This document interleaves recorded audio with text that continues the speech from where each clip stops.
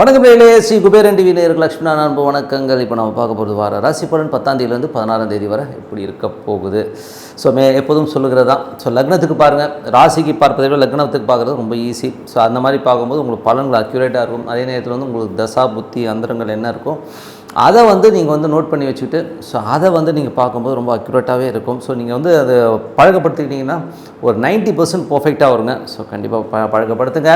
இந்த வீடியோ எண்டில் கண்டிப்பாக இந்த டிப் ஆஃப் த வீக் இருக்குது, மறக்காமல் பாருங்கள். விருச்சிக ராசி. ஸோ விருச்சிக ராசிக்கு எப்படி இருக்கும்போது உங்களது ராசியாதிபதி செவ்வாய். ஸோ செவ்வாய் பார்த்திங்கன்னா 8ல் இருக்கும்போது கொஞ்சம் எமோஷன்ஸ் ஜாஸ்தி இருக்கும், அதீதமான எதிர்பார்ப்புகள் இருப்பதற்கான வாய்ப்பும் நிறைய இருக்குது. ஸோ இது பார்த்திங்கன்னா 6ஆம் அதிபதி 8ல் இருக்கும்போது வேலையில் ரொம்ப கவனமாக இருக்கணும். வேலையில் தேவையில்லாத ஒரு உட்பூசல்கள் பாலிடிக்ஸில் நடந்ததுனால ஒரு டென்ஷன் ஸ்ட்ரெஸ் வருவதற்கான வாய்ப்பு நிறைய இருக்கிறனால கொஞ்சம் கவனமாக இருக்கணும். இது யாருக்கு நடக்கணும் போது விருச்சிக லக்னமாக இருந்து செவ்வாய் திசை புத்தி அந்தரம் நடக்கணும், ரொம்ப ரொம்ப கவனமாக இருக்க வேண்டிய ஒரு காலகட்டங்கள் தான். 2ஆம் அதிபதியான குரு 5ல் குரு சூரியன் ஒன்றாக இருக்கும் குழந்தைகள் சார்ந்த விஷயம் குடும்பத்துலையும் பார்த்திங்கன்னா ஒரு பற்றில்லாத ஒரு நிலையில் போவீங்க. என்னத்தை சொல்லி என்னத்தை சொல்கிறதுங்கிற மாதிரி விஷயங்கள் இருக்கும்.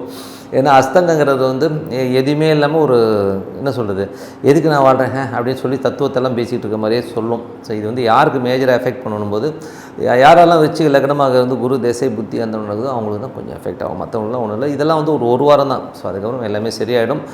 3ஆம் அதிபதியான சனி 4ல் இருக்கும்போது வீடு சொத்துக்கள் விற்பனைகள் நல்ல லாபங்கள் கிடைப்பதற்கான வாய்ப்பு நிறைய இருக்குது. ஸோ அம்மாக்கும் உங்களுக்குமே சின்ன சின்ன டிஃப்ரென்ஸ் ஆஃப் ஒப்பீனியன் சரியாகலாம்.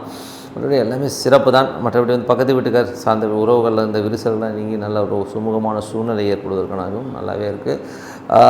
5ல் அந்த குரு சூரியனுடைய காம்பினேஷன் பார்த்திங்கன்னா குழந்தைகள் விஷயங்களில் கொஞ்சம் என்னடா இது குழந்தை இப்படி நடந்துக்குதுங்கிற ஒரு எண்ணங்கள் நிறைய பேருக்கு இருக்கும்.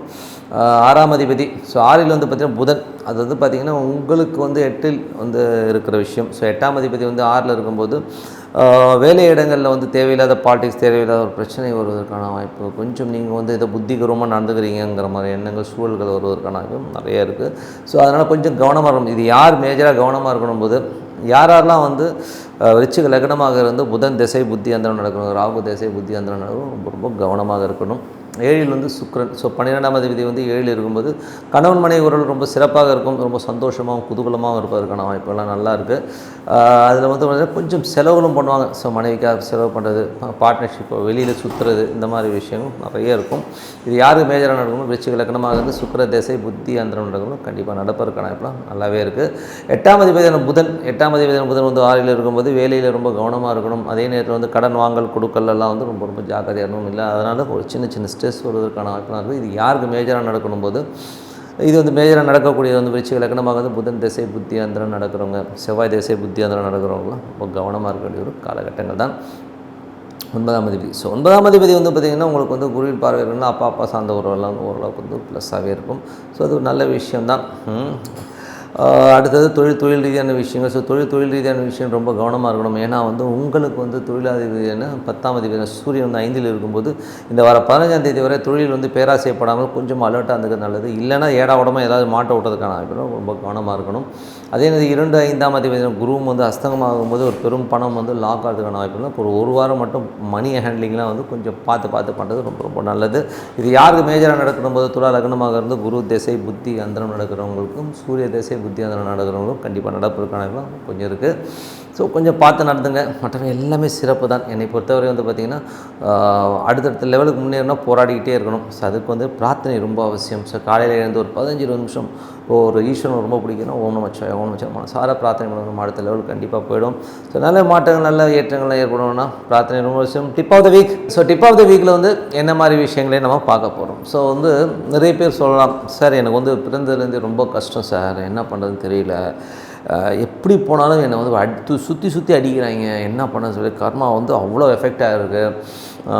நான் சின்ன வயசுலேருந்தே அவ்வளோ கஷ்டங்களை அனுபவிச்சுட்டு வந்திருக்கேன். எனக்கு அடுத்த லெவல் என்ன பண்ணுறதுன்னே தெரியல சார், எவ்வளோ பரிகாரம் பண்ணிட்டேன், எவ்வளோ சாங்கியம் பண்ணிட்டேன், எது பண்ணாலும் என்னால் அது மீளவே முடியலைங்க அப்படின்னு சொல்கிறவங்களுக்கு தான் இந்த டிப்பு.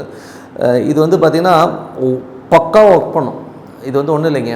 இது வந்து உங்களுக்கு வந்து என்ன பரிகாரம் பண்ணி ஒர்க் அவுட் ஆகல, என்ன பண்ணுறதுன்னு தெரியல, நான் வறுமையில் இருக்கேன், ரொம்ப கஷ்டப்படுறேன், அடுத்த லெவல் எப்படி போகிறதுன்னு தெரியல, ஒரு பக்கம் கடன் பிரச்சனை, வீட்டுக்காரர் பிரச்சனை, குடும்ப பிரச்சனை, ஏகப்பட்ட பிரச்சனை இருக்குது, இதுலேருந்து வெளியில் வரணும், நான் என்ன பண்ணணும் அப்படின்றவங்களுக்கு நான் விஷயந்தான். இது ஒன்றும் இல்லைங்க. ஒரு அரை டீஸ்பூன் வந்து எள்ளு, கருப்பு எள்ளு இருக்குது பார்த்திங்கன்னா, அதை வந்து அரை டீஸ்பூன் எடுத்து வாயில் போட்டு நல்லா மென்று சாப்பிட்ருங்க. ஓகேங்களா? இதை வந்து பண்ணிட்டு வாங்க. ஆட்டோமேட்டிக்காக உங்களுக்கு கர்மா வந்து விலகிறத பார்ப்பீங்க. நீங்கள் நினைப்பீங்க, என்ன சார் எள்ளு சாப்பிட்டா அப்படி ஆகப்பாடு? இல்லைங்க, இந்த கர்மாவை வந்து நீக்குவதற்கான வாய்ப்பு இது வந்து எள்ளில் இருக்குது. கண்டிப்பாக ஒரு 1/2 டீஸ்பூன் எள்ளை வந்து வாயில் போட்டு மென்று சவிச்சிட்டு நல்லா மென்னுட்டு முழுங்க.